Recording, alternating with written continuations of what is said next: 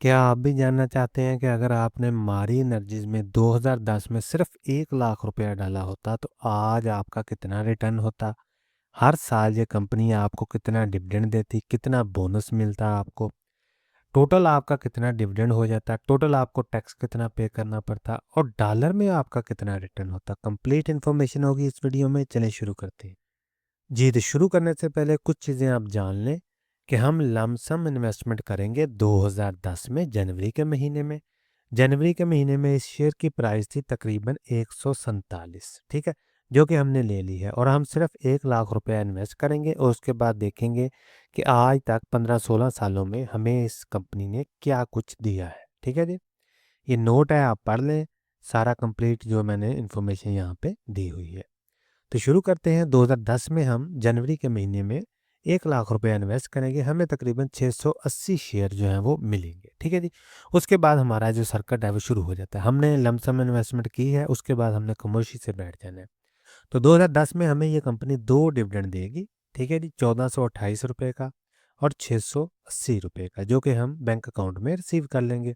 Similarly 2011 में दोबारा ये कंपनी हमें दो डिविडेंड देगी, 1593 रुपये का और 680 रुपये का, जो कि 1 रुपया पर शेयर के हिसाब से और 2.34 रुपया पर शेयर के हिसाब से बनता है।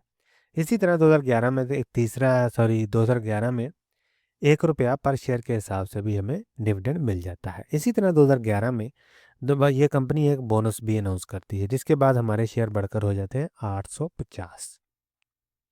तो 2012 में ये कंपनी हमें दोबारा दो डिविडेंड देती है 850 शेयर पे। ठीक है जी, 2.37 और 1 रुपया पर शेयर के हिसाब से हमें डिविडेंड मिलता है, जिसकी वैल्यू बनती है तकरीबन 2000 और 850।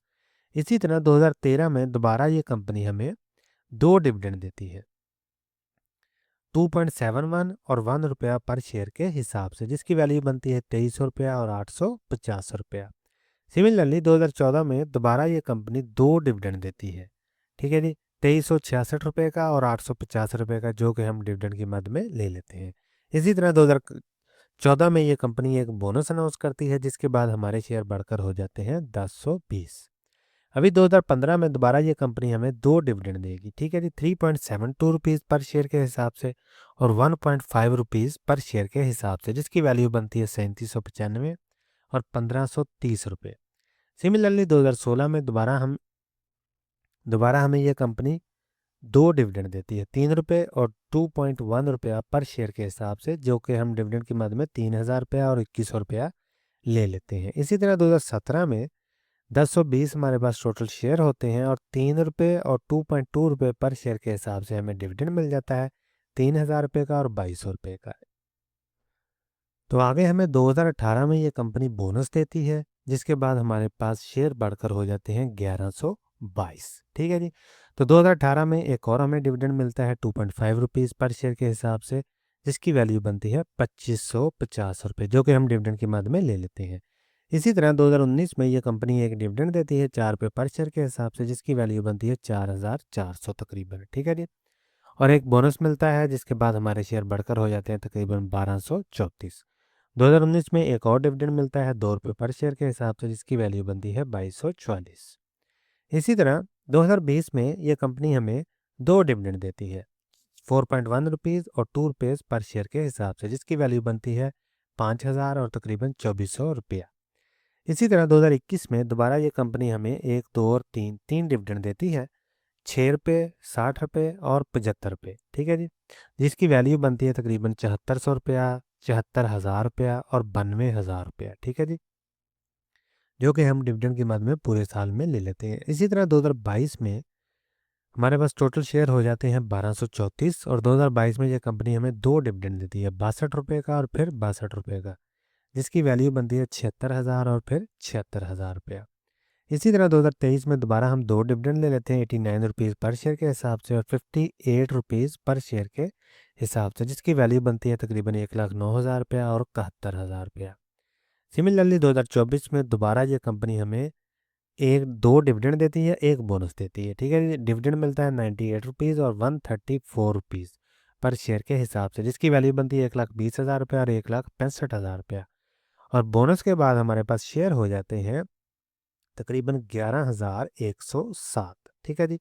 और 2024 में ये हमें दूसरा डिविडेंड भी हमने ले लिया। 2025 में ये कंपनी दोबारा हमें डिविडेंड देती है 21.7 रुपये का, जिसकी वैल्यू बनती है तकरीबन 2,41,000 रुपया।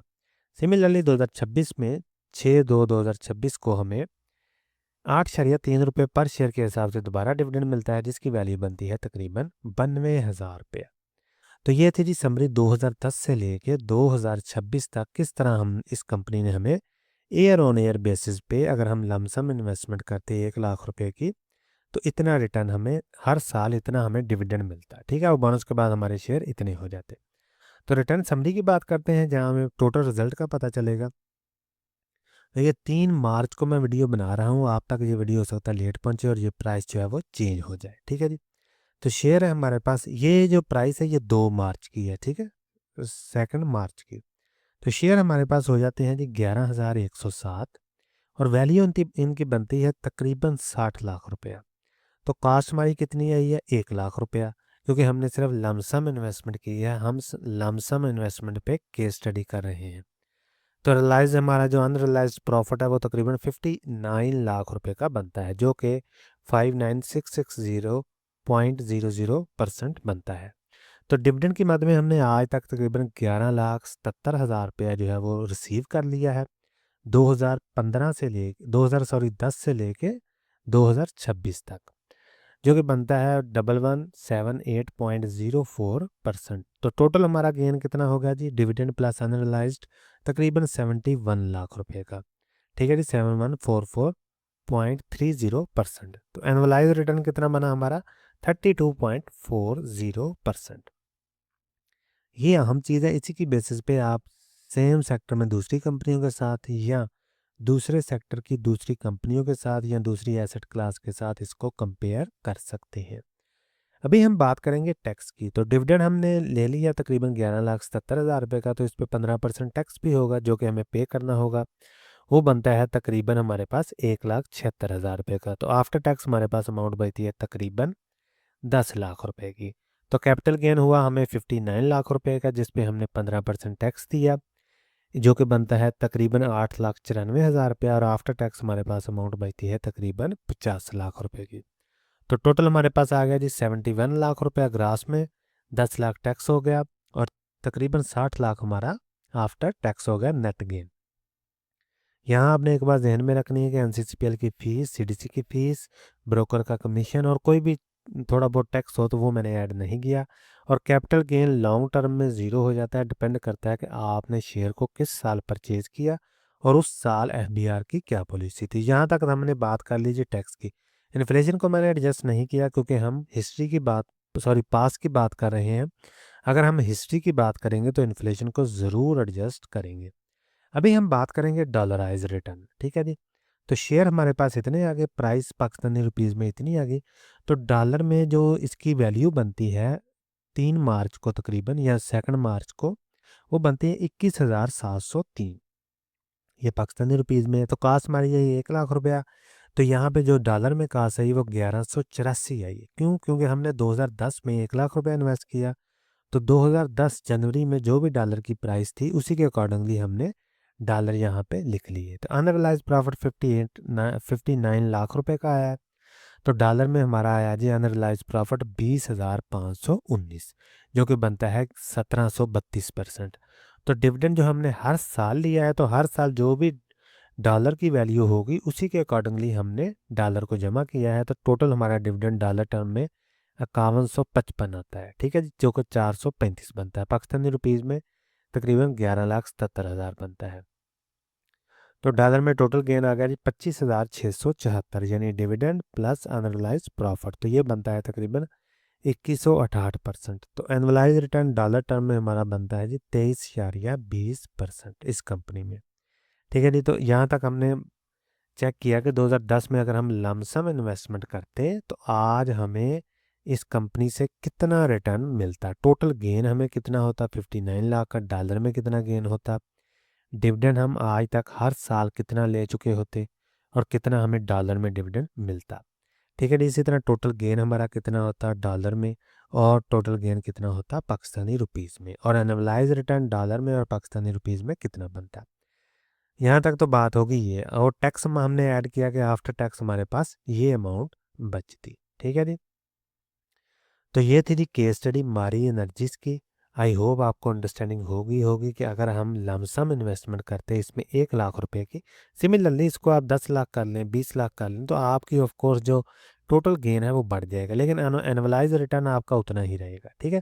तो आप इसको सिंपल कैलकुलेट कर सकते हैं कि अगर हमारा एनुअलाइज रिटर्न 32.40 है, तो अगर हम 10 साल पहले 1 लाख की बजाय 10 लाख करते तो आज हमारी कितनी अमाउंट होती, कंप्लीट इन्फॉर्मेशन आपको मिल जानी है। तो यहाँ मैंने सिर्फ 1 लाख रुपया इन्वेस्ट किया है ताकि हम एक केस स्टडी बना सके कि हमें पता चल सके कि अगर सेम रिजल्ट रहे तो फ्यूचर में हमारा कैसा रिटर्न होगा। ठीक है जी। तो इसी को आप फ्यूचर में कन्वर्ट कर लेंगे। सपोज आज आप इन्वेस्ट करते हैं इसमें 1 लाख रुपया, और आप अगर 15 सालों के लिए भूल जाते हैं, तो अगर सेम फंडामेंटल रहते हैं, सेम चीज़ें रहती हैं, सेम डिविडेंड हमें मिलता रहता है, तो तकरीबन इससे मिलता जुलता ही रिटर्न होगा। शर्त यह है कि कंपनी के फंडामेंटल बहुत ज़्यादा चेंज ना हो जाए। ठीक है, या पे आउट चेंज ना हो जाए, तो इससे मिलता जुलता ही रिटर्न हमें मिलेगा। तो केस स्टडी करने का पर्पस भी यही था। कोई भी सवाल हो कमेंट सेक्शन में ज़रूर पूछें। मिलते हैं अगली वीडियो में, तब तक के लिए अल्लाह हाफिज़।